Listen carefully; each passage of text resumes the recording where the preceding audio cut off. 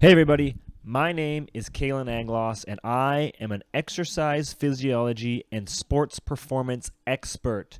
I help train as well as educate athletes and individuals on the science behind not only performing better in your sport, but also improving your health and improving your lifestyle. So that is me in a nutshell. This is the KFit show. This is my platform to do that. I want to educate on all the proper ways to train for healthy reasons, for sport-specific reasons. I just want to break down everything and tell you guys the proper way to do things, the science behind how to perform and how to exercise properly. There's way too much stuff out there that is conflicting information. There's so much out there that, you can read the wrong thing, think it's the right thing. Well, I have, dedicated my life basically to learning as much as I can about the human body and how it performs. And I want to use that to educate you guys. I want to help you guys, like I said, perform or live a healthier lifestyle. So that's what the KFit show is all about. I'm glad you guys have tuned in for this episode. We are talking about periodization planning. Now, this can be used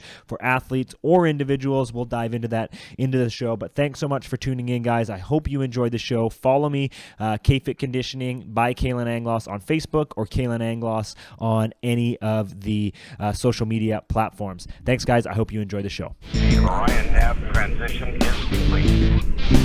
Hello, my name is Kalan Anglos, and I am a certified strength and conditioning specialist. Sounds pretty good, huh? 9, 8, 7, 6. And this is the KFit show. 5, 4. 3, 2, 1. Welcome back to the KFit show. I am your host, Kalan Anglos, and what a week it has been. For me, it's been absolutely crazy. We have the biggest karate and martial arts tournament coming up this weekend in Vancouver. Breaking records in the attendance, getting ready for that. I'll be over at the Richmond Olympic Oval for the Canada Open Championships. So if you're there, make sure you hunt me down and talk to me a little bit. Again, thanks for joining in the KFit show, guys. This is episode 7, I believe. Maybe it's episode 6. I don't even know. But I do appreciate you guys listening. I really do. I want to educate you guys on how this stuff is done, and it wouldn't be possible if there wasn't listeners out there. So for everybody who's tuning in, everybody who's reached out to me and supported me and told me how much they appreciate the information in the show, I appreciate you, and keep it coming. Keep the conversation going. If you have questions, let me know for sure. I like to dive into this stuff. So again, I want to make this a discussion about what to do and how to perform. So here we go. Today we are talking about periodization planning. Now, you've probably heard of periodization before. Periodization is basically a model. It's just basically a model that has been put together over years and years of research on how to do things properly, whether you're training for a sport, training for performance of any type, or just training to get healthier and improve in whatever you're trying to improve, whatever you go and exercise for. It's really used for individuals and athletes to progressively improve their performance while also allowing proper recovery. That's a big part of the periodization program, not just getting you to perform better, but also making sure that you're properly recovered in order to peak for competition or for whatever your goal is. I like to work with people and I make them, for the most part, set goals on what it is they want, whether it's even living a healthier lifestyle. Well, let's set some concrete goals and say you want to get your resting heart rate down, you want to get your blood pressure down, you want to get your aerobic performance up, whatever it is. Set the goal and then use a periodization plan to reach it, because it's a great model to use to help reach your goals, whatever it is. I use it on all the athletes I train, all the individuals that I train with, because it can just provide that simple framework on what exactly to do. And that's the great thing, is it can be used for anybody, individuals, athletes, the layman going to the gym, the weekend warrior, whatever it is. But it's important to know that every individual or athlete, and even sport, if you're training for sport, is different, and then it all depends on what the goal is. Again, it all comes back to what your goals are. Whether it's sport performance, trying to get better at scoring goals, trying to get better at shooting, trying to get better at punching, trying to get better at whatever it is. Fill your boots with that. it's important to work with your coach in order to determine that, to determine what is the important part of your sport. So work with a strength and conditioning coach, work with your coaches to see what that is. But usually a periodization plan is put together and established early in the training phase. So, you're thinking about it right when you start training and right when you start thinking, okay, this is my goal. This is what I want to go for. Your periodization plan should be starting right then and there. You can use periodization plans, and we're going to dive into what it actually is, how to put one together. But you can use it over a year or less even. Maybe I like to put people on 8-week programs, and that's usually just an 8-week periodization program is really what it is, with, testing and all that kind of stuff put in. But you can do it if you're in a sport. You can do it for a year or a season, at the beginning of season all the way, preseason really, and we'll talk about that, all the way to the end of season. A lot of Olympic athletes like to do what's called a quadrennial, which is just basically a 4-year training plan, because Olympics come every 4 years. So a quadrennial allows you to put a periodization plan together in order to peak for the Olympics. So just kind of thinking about where your goals are, when you want to peak, you can use a periodization plan, because that's what it does. It takes you from developing an aerobic base at the beginning, preseason, before anything, all the way through the program till you're peaking at your very top performance level on the day or whatever, weeks, months, whatever that you need to perform and compete in your sport or in whatever your thing is. So it's really great to use. A couple things to know about a periodization plan. I'm going to have trouble saying periodization, I think, over and over again. Periodization. I'll get it.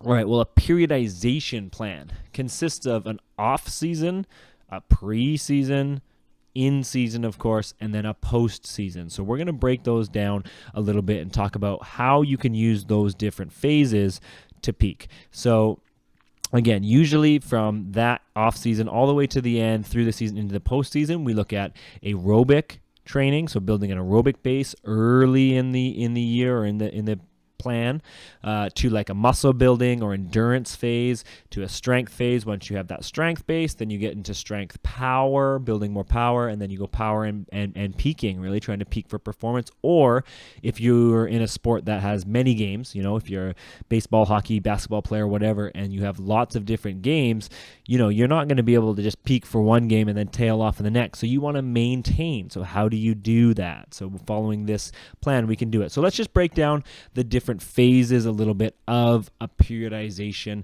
plan. Now, again, I'm trying not to talk too fast and get too carried away here, but I am going to rifle off a bunch of information here at you guys. So maybe if you don't already have your pen and paper ready, get a pen and paper ready, because this is the periodization model for sports performance. All right, so first, like I said, we have the off season. So this is before the season even starts, obviously. It's kind of in between the end of the first season and, going into the next season. Or maybe you've just now started to think, okay, I'm going to start training for this goal. Then this is the off season. This is when things have yet to really get going. But the goal in this season is, now that you want to train and you want to compete and you want to perform, you want to build that aerobic base first. So we're talking that aerobic endurance and really the muscle conditioning to be able to handle the increased intensity as you get closer to the season and closer to the greater intensity demands of the periodization plan. So a great way to do this is any type of aerobic training you like in the off season is smart. A lot of people like to run. Some people, including myself, have difficulties running and impacting, especially on cement or just kind of impacting in general. So a lot of people can't run, but biking, swimming, rowing. I love rowing, using the rowing machine at the gym. Just go for 10 kilometers, whatever. Any type of aerobic training that you like is fine, because here you're really trying to get your heart conditioned and that aerobic energy system conditioned to be able to perform and recover better when the intensity goes up. So if you're in the gym and you're doing this is your off season, you want to focus mostly on muscle building, so what we call hypertrophy training or endurance training. So you're looking at lots of reps when you're doing each exercise. You're not going for your 1 rep max in this phase. In the off season, you're shooting for about 10 to 20 reps, lots and lots of reps at a lower intensity, so an easier weight, and you're doing about 3 to 6 sets of those exercises at 10 to 20 reps for each exercise.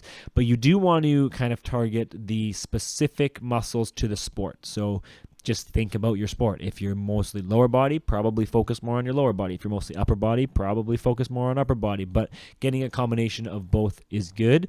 And you should probably use compound lifts, or at least some compound lifts. And what we mean by compound lifts is any type of exercise that uses more than one muscle group, basically more than one joint, more than one muscle. So you're looking at like a bench press or squats, things like that, overhead presses. Those are compound lifts. You want to incorporate those into your off-season training, as well as some isolation exercises. So, leg extensions, tricep extensions, whatever, curls, whatever. Curls for the girls, whatever you want to do, you want to also put those in as well with your compound lifts in the off season, because again, we're really trying to get the endurance in those muscles. Okay, so that's the off season. That's what you want to focus on: aerobic base as well as conditioned muscles. Okay. From off-season, we go into what we call the preseason. And the preseason, the time of preseason can change. And again, it depends on the sport or what your goal is. But, usually a preseason program lasts for maybe a couple weeks, 3-4 weeks. And the goal here now is to really increase your strength-power relationship. So now you're not going so much for those conditioned muscles, but now you're trying to increase the strength in those muscles. In the off-season, I said you want to grow that muscle. Well, now in the preseason, we want to make it stronger. We really want to get the strength and the power to start working, because that's, for the most part and usually, important for athletes. So you also want to use sport-specific movements still. So like I said, you want to, again, if you're doing more lower body power stuff, you might want to start doing some heavier squats. You want to live in like the 2 to 5 rep range for those compound lifts, like the deadlift or the bench press or the squat. 2 to 5 reps and about 3 to 5 sets of each exercise is kind of where you want to live in the preseason. Because again, now we're trying to get that strength up. Remember, strength is slow speed. Okay, so slow strength. Power is that explosiveness. So we're not quite at the purely power, and we're not quite at the purely strength. We're kind of mixing in a little bit of both. And as the preseason goes on, as the preseason gets closer and closer to the actual in-season phase, that's when you want to start incorporating more power type of movements. And you don't want to get too carried away too fast, but exercises like the hang clean are great. Some basic power cleans, or cleans, I shouldn't say basic. Cleans are not basic at all.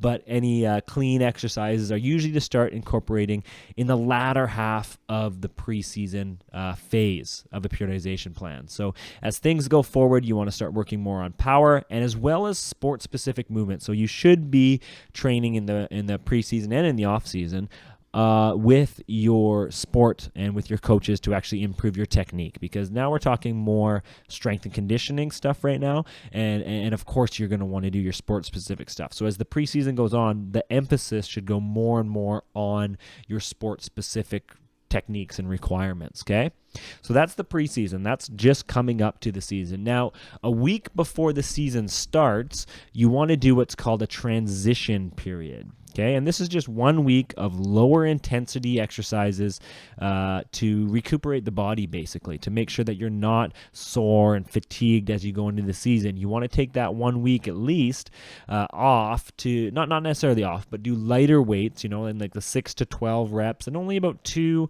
maybe 3 sets of each exercise. Again, just to make sure you're not losing any of that strength and power that you've gained in the preseason, but you're also not fatiguing the muscles and you're not tired, because we know in the in-season, well, that's when you want to peak and that's when you want to perform. So let's talk a little bit about the in-season period. Now, this it's called season, but really it could be competition, right? In competition or pre-competition, right? This is the in season or in competition phase now where you're peaking. And it's tough for some athletes and some individuals because they might not have one day or one performance. They might have many games in that in season, of course, right? You could play lots of games in a season, but in a competition, you want to peak for it. You want to improve your performance. You want to improve your power, usually is what translates to athletic abilities and that kind of thing. And you want to be very sport specific when you're in season. So again, everyone is different, but power movements, those clean type of movements is what you should be doing in the gym. Of course, hammering your technique, your sport specific technique, going to town on that, making sure that you've really drilled your technique in. And still making sure that you're properly recovered as well, right? So this can get a little bit tricky, and I don't suggest doing it on your own. I suggest getting a professional to help you out as you go through this, because the in-season phase can definitely be tricky.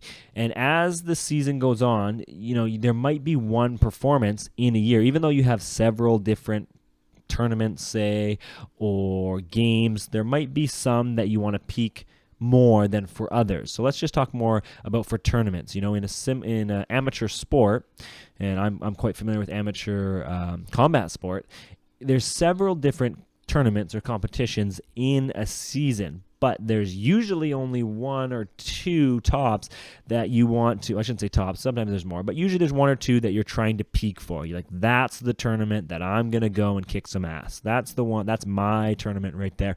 And usually it's some kind of qualifying tournament to make it to the next level, to the international stage or the world stage or the Olympic stage or whatever. Obviously the Olympics would be what you're peaking for. And again, the Olympics is different because it's quadrennial. It's 4 years. So it can be even longer of a periodization plan. But in those 4 years, even for a quadrennial, you're going to have little tournaments in between that you're going to want to peak for as well in that 4 years, again, to try and qualify as you go through.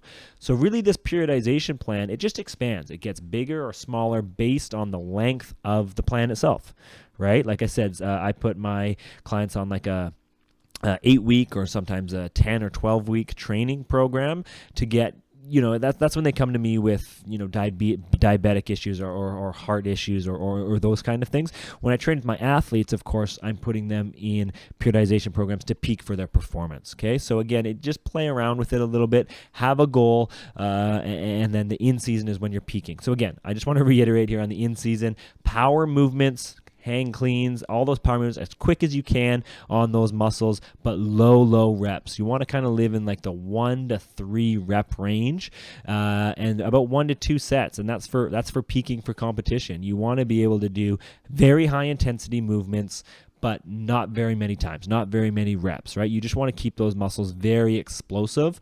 And then as you're maintaining that throughout the season, you want to drop the intensity a little bit. So you want to actually do more reps in like the 6 to 8 rep range, and then maybe do 2 or 3 sets of those as the season goes on. So again, just enough to work the muscles, to make sure they're still explosive, make sure they're still powerful, but not fatigue them as you're going through the season. Okay, so that's very important. Now, some of you might be asking, well, I don't really need to perform explosively, or I'm not really a power athlete.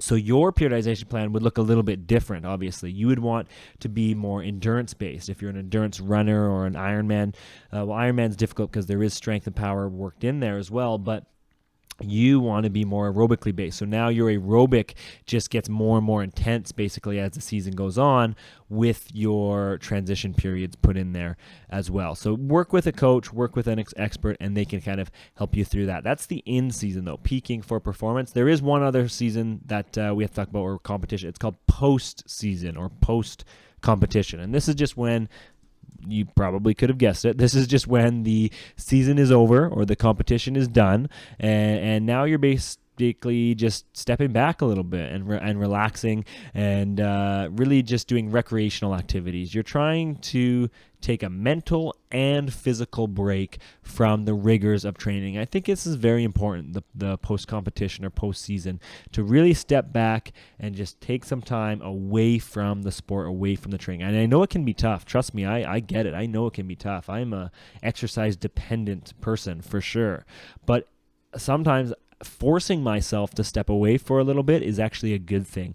Clears your mind, lets your body rest a little bit, and what it really does is it relights the fire, to keep going and to come back even stronger, right? Like, you want to get through your postseason, just itching to get back in there. I want to get back in the gym and I want to perform. So that's the importance of the postseason. And then after that, you can just start your next periodization plan and keep going through. So there it is. That's kind of periodization in a nutshell. A lot of things coming at you there in that little spiel there. But like I said, work with your coaches, set goals, and work with somebody to actually keep you accountable on making it to those goals. And like I said, everybody's different in terms of what they need, what they want, and how they need to perform properly. But a periodization plan, when put together properly, can absolutely help you. Now, if you're still a little bit iffy on some of the stuff that I've talked about, you're not quite sure, you didn't write fast enough because I'm just talking like crazy. Sorry, that's one of my downfalls. I do sometimes get carried away and talk too fast, but I promise I'm trying to slow down, and I will.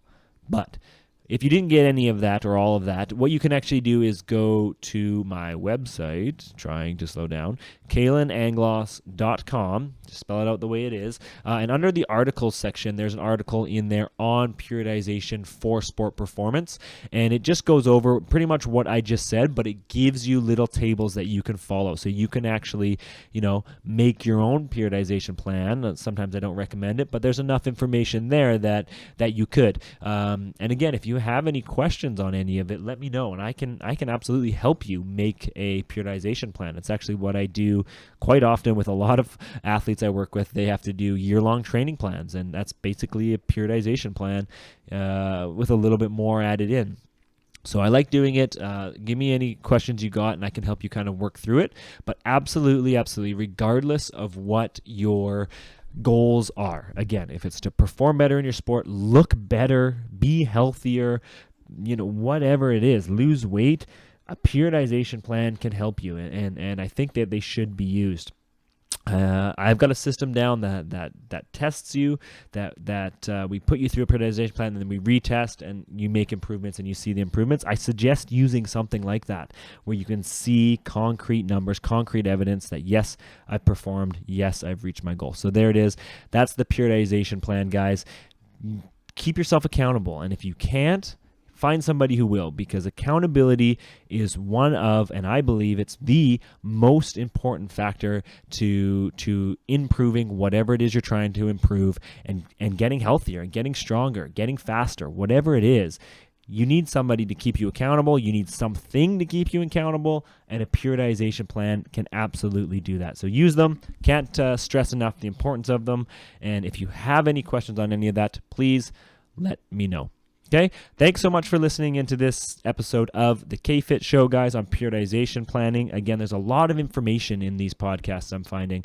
I don't know if it's too much, if I'm giving too much information and, you guys' heads exploding, you can't keep up. So give me some feedback. Let me know if this is too much and I need to maybe tone it down, dig a little bit deeper in the details instead of giving you more of a summary. I can absolutely do that, but I want to get as much content out there and as much, information as I can, proper information. I think that's important. Scientifically backed, evidence-based information. It's so important in this world, especially when you're training and especially when you're trying to improve.